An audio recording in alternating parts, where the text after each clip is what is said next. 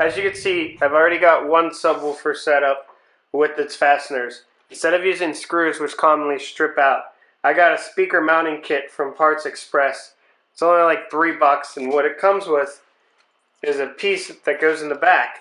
It's got little 4 prongs right here, and you drill a hole big enough, stick it up in the back, tighten it down, and these little teeth will dig in and hold it in place. That way, you never have to worry about stripping. And as you can see, you can remove it and put it in as many times as you want, and you get a good solid seal. I'm going to show you how I did this next. So here I've already got my holes marked out where I need to drill in and place the kit. So what you want to do is you want to start with a small bit to use as your pilot hole and pre-drill all of them.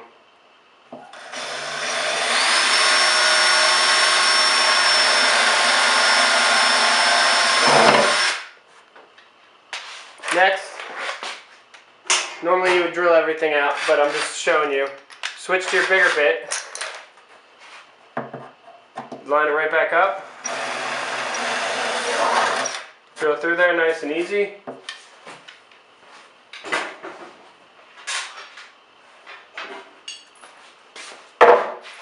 Then grab your backing piece. Push it up in the hole. Make sure you got it lined up so you don't have a lot of metal showing. What I use is, this is just out of my router. You can use anything with a hole, a washer, whatever you want. This is just easy for me. Start screwing it in.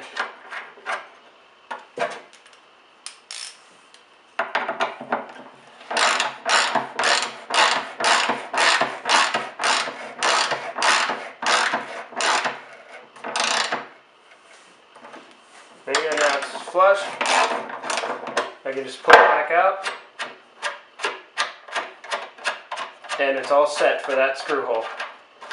Now just repeat this 7 more times and you're set.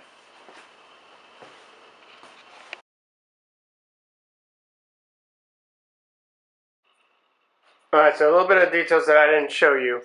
I got both sub boxes done with the bolts that hold it in. The port is supposed to be held in with screws, but it wouldn't look right, and it would drive me absolutely nuts if it wasn't the same thing. So I made a trip to Home Depot, and I picked these up. I think the 4 of these were 89 cents, and the parts that go in the back were like $1 something. It basically came to like $3. But as you can tell, they all look the same, just different sizes.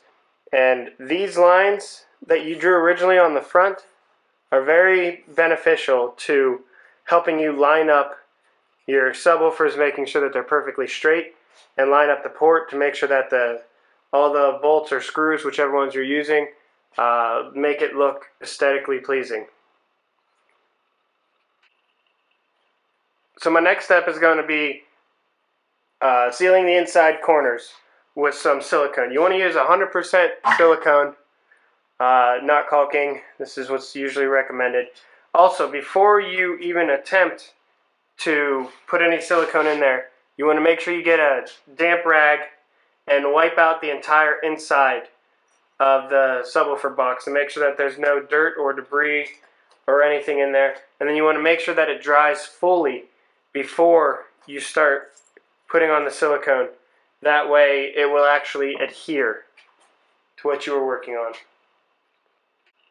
So when it comes to using the silicone, you can use whatever color you want, clear, black, white.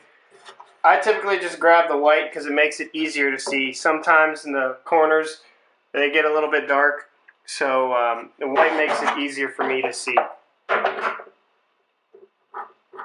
Then you just want to basically gob this in the corners. You got enough of it, and then you're going to smooth it out with your finger later.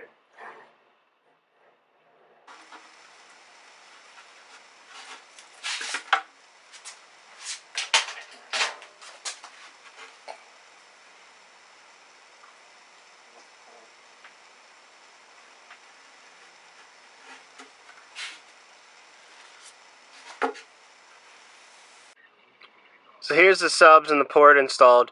This is just a test fit. I'm going to be working in the back now of the trunk, figuring out how I want to run my wires, what's going to look the best way, and what I need to build to fit it all in there. This was just a test. It's going to get carpeted over the front, so it'll look a whole lot nicer.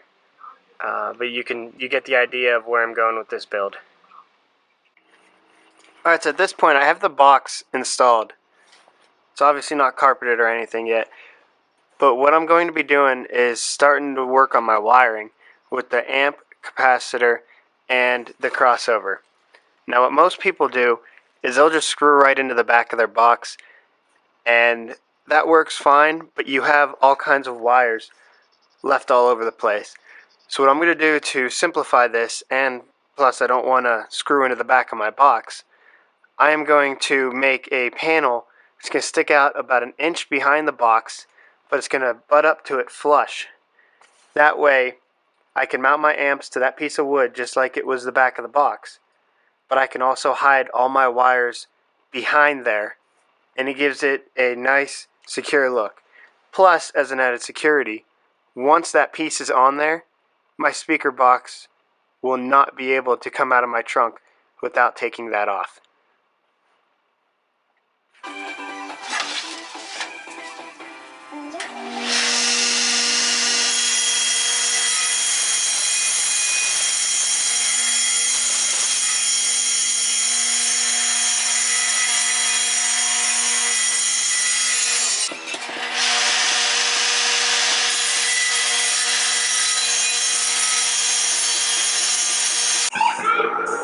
This step I'm going to glue on the back piece, and I'm going to use some 1-inch brad nails to attach it. Then I'm going to follow it up with some screws.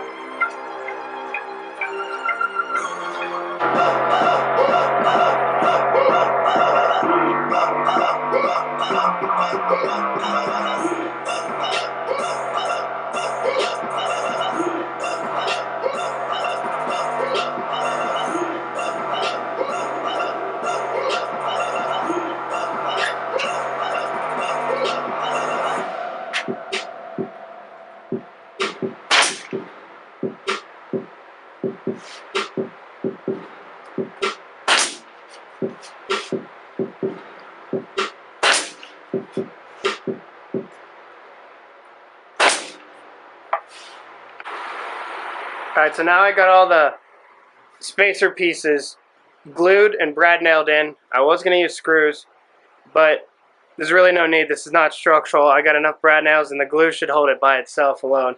I also cut a gap here for my RCA wires to go behind on the one side, and on the other side I have a bigger gap for both 0 gauge ground wire and positive wire with the remote wires to come through. Thanks for watching part 4 in this subwoofer build. Click on the link here to go see the last part, part 5. If you like this video, click the like button and leave a comment down below to let me know how I'm doing. Also, subscribe to my channel to see updates and more upcoming projects that I have going on. Thanks for watching.